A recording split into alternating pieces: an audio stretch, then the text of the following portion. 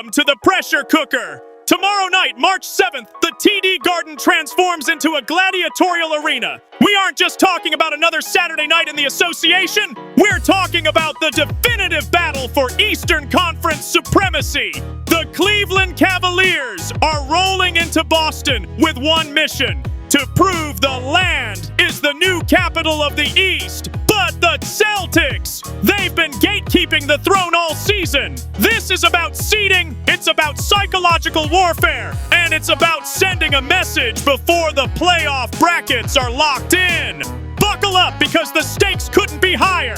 Current form and ratings. Let's check the receipts. The Celtics are a juggernaut right now, going 4-1 in their last 5, boasting a league-leading offensive rating of 122.4. They're playing stat sheet stuffing basketball, spacing the floor and demoralizing teams from deep. Meanwhile, the Cavs are the immovable object. Despite a 3-2 stretch, their defensive rating is sitting at a stifling 108.5, top tier in the league. Cleveland is winning the mud fights, forcing opponents into bad looks and dominating the glass. It's the NBA's most efficient offense meeting its most disciplined defense. Someone's O has got to go. The X factor, injuries. The injury report is where the chess match begins. Boston is likely without Al Horford for rest knee soreness, which is massive. Without the veterans' stretch big capability, the Celtics lose a layer of floor spacing. On the flip side, Cleveland is monitoring Donovan Mitchell's hamstring.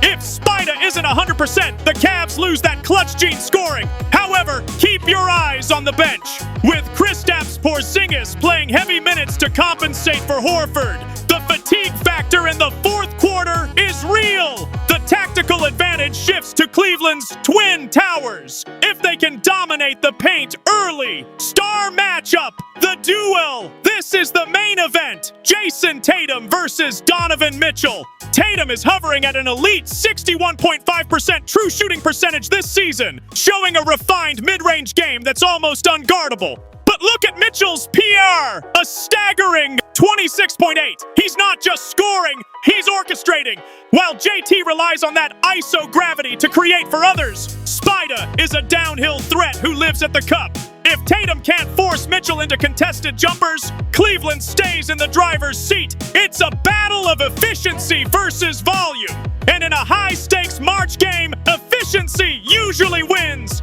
Tactical breakdown. Here's the X's and O's for the nerds. The game will be won on how Boston handles Cleveland's high pick and roll. Evan Mobley is a unicorn on short rolls. And if Boston plays drop coverage, Mitchell will pick them apart like a surgeon. The Celtics counter? They'll likely switch everything 1 through 4, forcing the Cavs into stagnant isolation plays. Cleveland needs to exploit the mismatch. Hunt getting Jaylen Brown into foul trouble early. If the Cavs can keep the Celtics under 35% from the arc by closing out hard on the corners, they steal the momentum.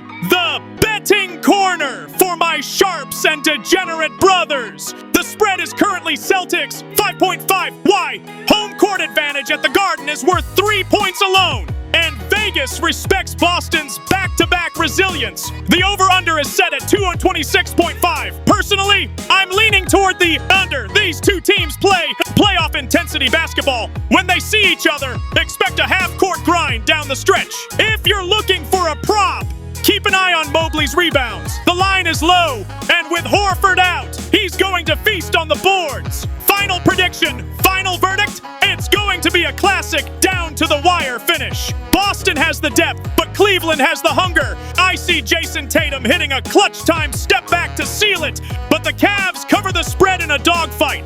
Bold prediction, Celtics 1-12, Cavaliers 109. All right, I've given you the blueprint. Now I want to hear from you. Is Evan Mobley ready to take the Defensive Player of the Year? Crowned by shutting down the Garden tonight? Drop your score predictions in the comments below. Don't forget to smash that like button if you're ready for some high-level hoops. Let's get it!